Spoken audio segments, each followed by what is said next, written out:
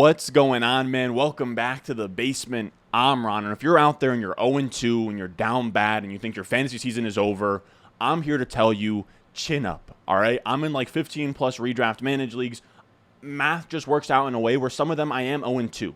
So what do we do from here? We make moves, we grind waivers, and we trade our bad players for good players. We're wheeling and dealing like we're out here at the New York Stock Exchange. So today, I'm going to help you guys out. We're going to talk through my 5 must-buy and sell trade targets, a couple buys, a couple sells to help you guys get your team in a better place. So before we get into that, make sure you go down below, subscribe, leave a like if you enjoyed the video.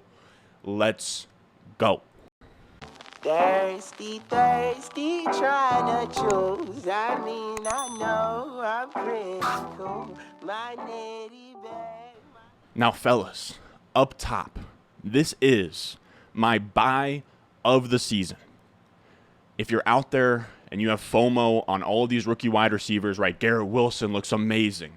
Drake London looks amazing. They're out here putting up 20-plus point performances. They both look like the second coming of Ceedee Lamb, Justin Jefferson, Jamar Chase, all of these really exciting young up-and-coming wide receivers.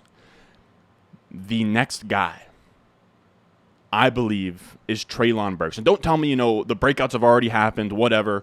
We see multiple wide receiver breakouts. We had Jamar Chase early last year. We had Amon-Ra St. Brown down the stretch. And I'm not saying that Treylon Burks this next week is going to explode. But for my money, after Garrett Wilson, after Drake London, the wide receiver I think is going to lead all rookie wide receivers in points per game from like week 8 on, week 7 on. My money is on Treylon Burks, and he's the perfect buy low here. He's only the wide receiver 51 in the season. He doesn't even have a game over 10 fantasy points. He also played on Monday night, so he's sort of out of sight, out of mind. He's an afterthought, and he hasn't done anything in terms of production to warrant an owner even wanting to keep him around. He's almost, I would say in more casual leagues, he's probably a cut candidate for some people. But when we dig deep into what Treylon Burks has done so far, a big breakout is brewing. Now, when we look at the rookie wide receiver report, I put this on the top 10 takeaways show, but I updated it to show Treylon Burks after the Monday night game. And we got some huge signal. He goes in week 1 from 36% of the routes, right? So he's like wide receiver 4, wide receiver 5 on the depth chart, behind Nick Westbrook, behind Kyle Phillips, behind Robert Woods. And he comes out in week 2, even though they get slaughtered by the Bills. I think it's actually better they get slaughtered by the Bills because it almost gets hidden because he didn't have a great game. It was an ugly game altogether. But he played 73% of the routes before Malik Willis came in. So just with the starters, Ryan Tannehill, all of those guys, he was a 73% of the routes guy. If you look here, Garrett Wilson was 72%. So he's right there. He is now very easily the wide receiver 3. He's even pushing to be the wide receiver 2. All he really has between himself and a 90+% route participation is Nick Westbrook-Akine. I think that is going to be very easy for him to leapfrog. Now, it's not just that he is climbing the depth chart. He was the most targeted wide receiver for the Titans in week 2. And his per route efficiency looks amazing. He joins Garrett Wilson and Drake London as the only wide receivers above 10 targets in the 30% target per out run, 2+ yards per out run, 75+ PFF grade club. On a per route basis, Burks looked like he belongs with the Londons, with the Wilsons. He just needs more playing time in a better game script than what was on Monday night. Now, let's also not forget, per route efficiency looks amazing. He's climbing the depth chart. But Garrett Wilson and Drake London, they were top 10 picks in the NFL draft. Those are special prospects. Treylon Burks, he's not the same guy. Well, I would counter that. And I don't think it's really understood in the redraft community how good of a prospect Treylon Burks truly was. Now, this is going to be a little bit weird for you guys. I'm actually going to take it down here for a second. This is going to be a complicated screenshot, okay? But this is from my prospect model that I made in the offseason, right? So a lot of the Dynasty guys are on this channel, super familiar with this, but it's my RS grading system where I take into account, I'm putting this into the simplest terms possible, draft capital, production, athleticism, film, and then based on that, it runs the numbers, and it gives each player a score out of 10. Treylon Burks, out of 10, was a 9.1. That is an elite grade. These are all of the elite wide receivers. Now, the only elite wide receivers that were in this draft class were Treylon Burks, Drake London, and Garrett Wilson. They were the top tier here, and Treylon Burks was ahead of them. Now, it's not by a lot. Really, all you really care about is the tiers here, but it is worth noting that he is in that same area as a prospect. And these players who fall into the elite tier, they hit top 24 wide receiver seasons at a 85% hit rate. He has the talent. He's moved up the depth chart. He looks great on a per route basis. All of the signs are there. Now, this is a huge upside swing, right? He could get the full participation of the routes and not be the guy he was on a per route basis. Or he gets the routes and he's out there as the wide receiver 1 for the Titans and he is a league winner down the stretch. The crazy part is, man, is you don't really have to pay a ton. Now, don't go out there and, give a good wide receiver. Like, don't go out there and trade like Juju Smith-Schuster for Treylon Burks. But this is a trade value chart from Reddit. It's just a good stock trade, value thing to just sort of see where the market is at. Treylon Burks is valued as a 3.5. Behind guys like Nyheim Hines, Raheem Mostert, Alexander Mattison, Khalil Herbert. Like, guys you can cut is where he's at. I would take Burks over Tyler Boyd, Curtis Samuel. I would take him over Jacoby Myers. I would take him over Jahan Dotson in seasonal. I would take him over Darnell Mooney probably. Nyheim Hines, Jamal Williams, all the running backs on this list. You even have the quarterbacks and tight ends. I would take him over all of the quarterbacks and tight ends on this list besides probably Brady and Hawkinson. But again, when you're making a trade for him, super cheap. Like Hunter Renfrow I would do as well. Like if you can maybe even just sneak in Burks on the backside of a deal, like maybe you go out there and trade for a stud, but you get a stud plus Burks for your 2 pretty average players, I think that's a great move to do as well. I'm telling you guys, try and sneak him onto your roster. He shouldn't be super expensive to buy, but if you want access to that next rookie wide receiver breakout and you weren't lucky enough to draft a Garrett Wilson or a Drake London, I think Treylon Burks is next in line for a big breakout. Now, the next buy candidate we have here, I probably should have said it at the top, but the way we do these videos, we talk about 3 buy candidates and then 2 sell candidates on the back half. And our second buy candidate here is Dalvin Cook. And it's weird because I wasn't super high on Dalvin Cook. I wasn't super low either, but he was a guy who went around like 107, 108 in drafts. He was my 111, and that doesn't sound like a big gap, but it means I didn't really end up with him anywhere. I'm underweight on Dalvin Cook across the board, but I think he's a great running back buy right now. If you need a running back or you want to swap, like a shitty hero RB like a Najee Harris for a better one, and you just kind of make up the difference with a bench player, I think that's a good move to make. Now, when we talk about rest of season, we have JT, McCaffrey, Saquon, and then I would do a small little tier gap to like Eckler, Swift, and then I think Dalvin Cook belongs right there in the top 6 running back rest of season conversation, despite only being the RB 28 on the season. Now, because he's the RB 28, if you got that production from your first round pick running back, you're probably down bad.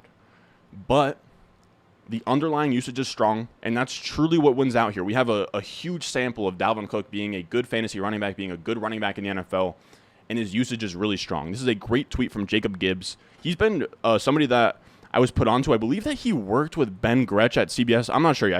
I could be completely screwing that up, but he's been like a new great Twitter follow for me where he tweets out all these route involvement threads and tweets and all that. It's really good info. And an elite route participation is like 60% plus, right? When we look here, we have Eckler at 62%, we have Aaron Jones at 62%, McCaffrey 67%. So Dalvin Cook at 81%. Now, this is just the first half of the Monday night game, but it was a blowout. They started rotating in Madison. He was at 81%. He was at 79% in week 1.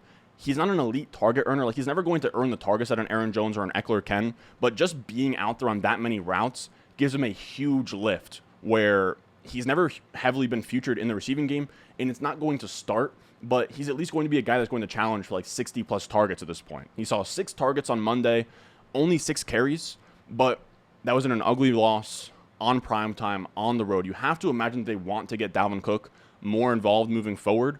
So I think that there's going to be days here of like 15-plus carries, 5-plus targets on an offense that's going to move the ball here, where Jefferson looked amazing in week 1. Kirk Cousins looked amazing in week 1. I still am super bullish on the Kevin O'Connell offense.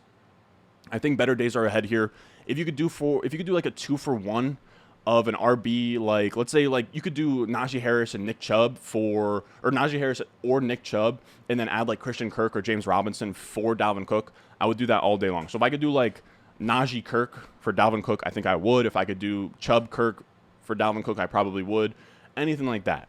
If you could just take guys who have been really good as of recently, plus a mid, like a really back-end RB1, like a Chubb, like a Najee, I think I would be trying to make moves like that. Then our last buy candidate for today, Ceedee Lamb. And this one's actually really exciting, man.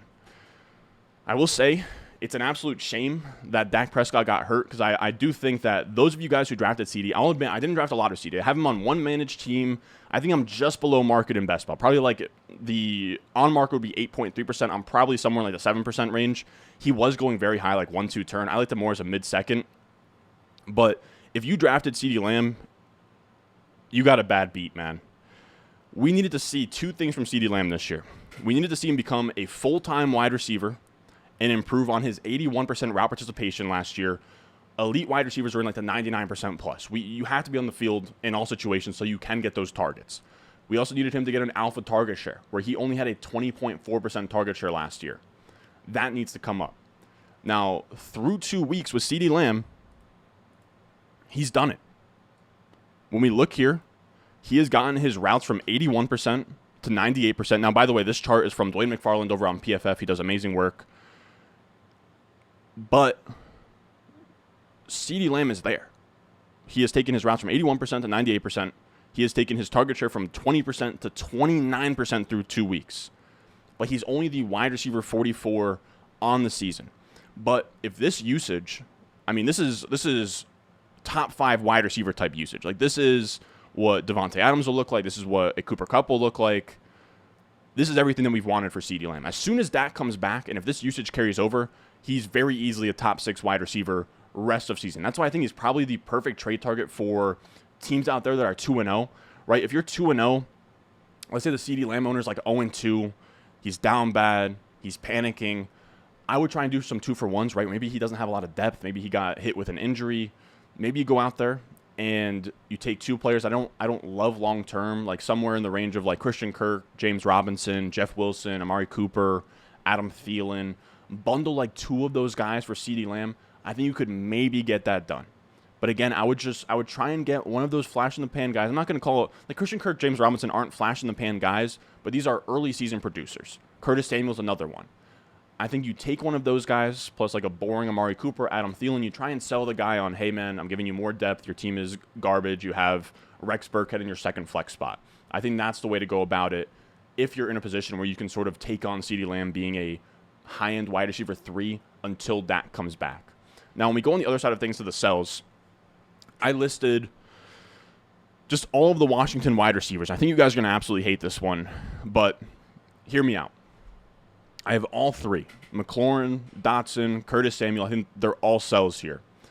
Now, this is for sure a great passing environment, right? Washington has been amazing. Wentz is second in the NFL in passing yards.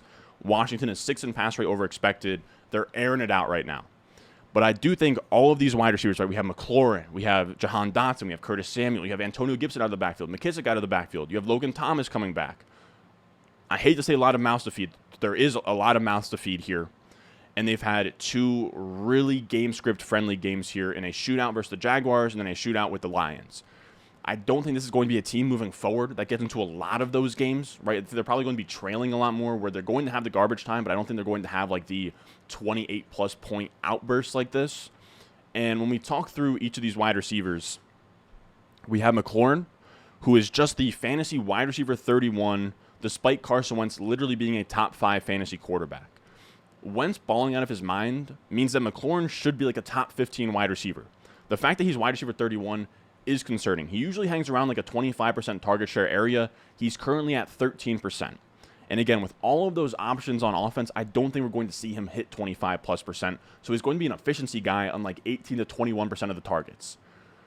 I don't think there's enough efficiency in this offense for him to be a true difference maker in fantasy. So a guy who's probably viewed right now as like a strong wide receiver 2, that you drafted as a wide receiver 2, for me, I think he's probably going to be like a high-end wide receiver 3 the rest of the year. And if you can, sell him for a wide receiver 2, where you can use him plus a player to get up into a wide receiver 2, or, a strong wide receiver like a Mike Williams, like a Amon-Ra St. Brown, any of those guys up top, a Waddle, I would try and see how much it would cost to make that move. I just don't really see the upside with Terry McLaurin. Now, I would also take names like Michael Thomas. I would take names like Deontay Johnson, Gabe Davis, all straight up for him. And I would be looking to bundle McLaurin plus for on top of, the Waddles of the world, on top of the Amon-Ra St. Browns, the Debos, the A.J. Browns, the T. Higgins, even Ceedee Lamb I think would be a good buy to use McLaurin for. And then we have Curtis Samuel, who leads this group with a 23.5% target share and a 19.4 expected points per game. Expected points just takes into account how many targets did you have, where were those targets, how many goal line looks, how many carries. Based on your volume, how many points should you have per game? He's at 19.4.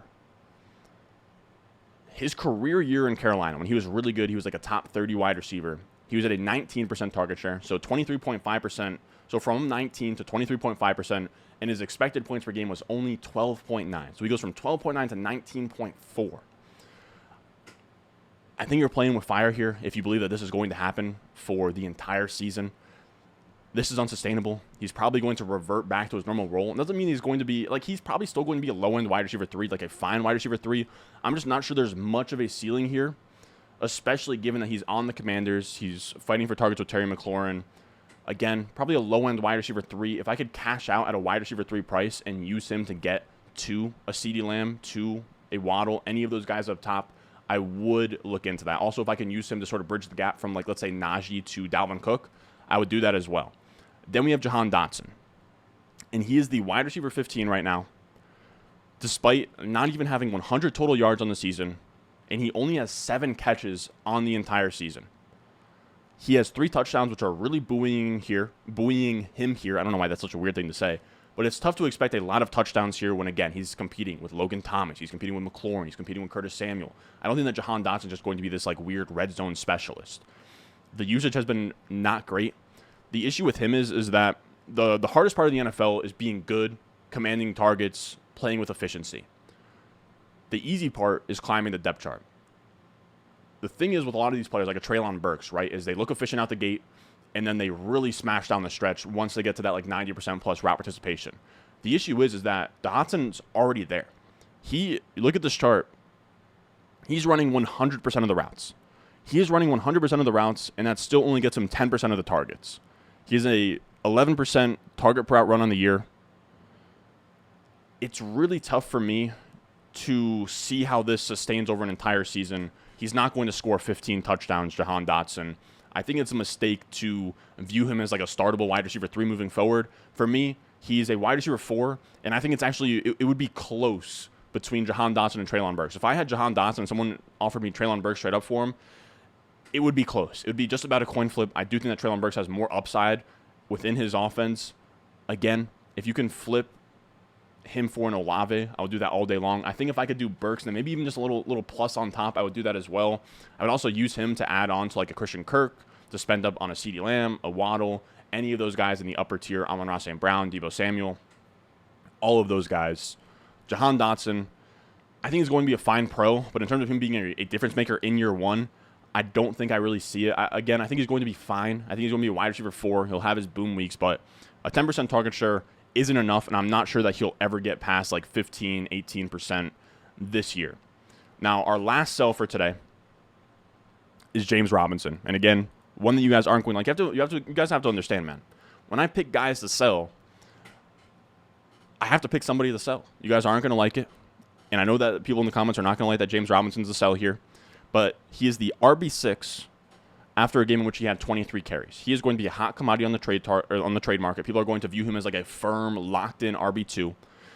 The issue for me, and where I'm going to poke holes here a little bit, is that he got 23 carries. He had under 3 yards per carry in this game, by the way. He had 23 carries in a game that they won 24-0.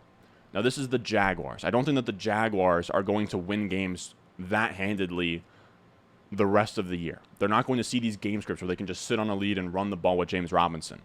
And his role is capped where he is the between the tackles grinder on this team, and they're not going to be in that game script very often. Travis Etienne, for as much as he hasn't looked great and he has been a fantasy disappointment, he owns the passing down work. He owns all of the third down work. He owns all the 2-minute drill work. James Robinson gets the goal line. He gets it between the 20s. And when you're not on a team like the Chiefs or the 49ers, that's not a very valuable role. So if people are ready to crown him as a firm RB2, top 15 to 18 running back, then I think you got to sell. I'd have him probably rest of season more in like the RB 30 area, maybe like RB 25, RB 30, like high 20s, I would say. I'm going to sit down and do my rest of season rankings today, but I don't think I would have him that high. Now, if you have a hero RB team or you have a 0 RB team and James Robinson is an every week starter for you, he's a fine hold. Don't go out and sell him. But if you have a deep running back room, let's say you went like double hero RB with like Saquon and Swift up top, and James Robinson doesn't have to be a guy you start every week, go out there, see what you can, get for James Robinson. This is him on that trade target, that trade value list from earlier. And you can go out there, and according to this, you can sell for, he's in the area of guys like Gabe Davis, Jerry Jeudy, Drake London, Juju Smith-Schuster, Hollywood Brown. I like the idea of adding him in a 2-for-1 to go up there and spend for a Dalvin Cook, a Ceedee Lamb, a Deebo Samuel. So again, if you have him, don't just sell to sell. If he's an every week starter for you and you're running a hero RB team, hold on. That's perfect. But again, if you have running back depth and he's more of like a flex starter for you, then cash out now after this big game. Now that's going to do it for us today, fellas. As always, if you want access to my rest of season rankings, that'll come out tonight, or by the time this comes out on Thursday, it'll already be out. But my rest of season rankings, if you want to use it to make trades so you can see, who does Ron prefer between like James Robinson and Travis Etienne? That'll all be on my rest of season rankings. I have all of my premium stuff on the Patreon. You get access to my rest of season rankings, my weekly rankings. You get access to Sunday morning live streams where they're Patreon-only live streams. We talk through start-sit decisions when all the injury data comes out. Tuesdays, you get my waiver wire article. All of that good stuff can be found on the Patreon, patreon.com/Ron Stewart. Now, if you made it this far, I appreciate you. We're going to come out with our wide receiver matchup video tomorrow. Let me know how you guys like this new schedule where we go running back matchups on Wednesday, trade targets Thursday, wide receiver matchups on Friday. I do like having a little bit of a day a buffer. Those matchup videos are really tough to write. They're like 12 pages of notes for, example, this video that I wrote here is like 4 or 5 pages of notes. So it's a lot. I think it'll be good to kind of use this video as a buffer between them so it's not so much. I also think that doing the games before the Thursday night game on Wednesday gives it more of a shelf life so you guys can watch sort of like the Thursday night part of it for longer than like 3 hours. If I post it on, let's say, Thursday at like 3, the beginning like 10 minutes are no longer useful after like 8 hours. So that's a big deal. Now, we're getting into the nerdy, nitty-gritty of content creation. As always, I love you guys. If you made it this far, make sure you go down below, subscribe, leave a like, and I will see y'all in the next one. I got the juice, I got the juice. Channel, Chatham's on. Foolies glad I'm home. Even my haters kinda glad I'm on. Rest in peace to my vagabond. Rapper song, singer, suspended, subpoena from misdemeanor.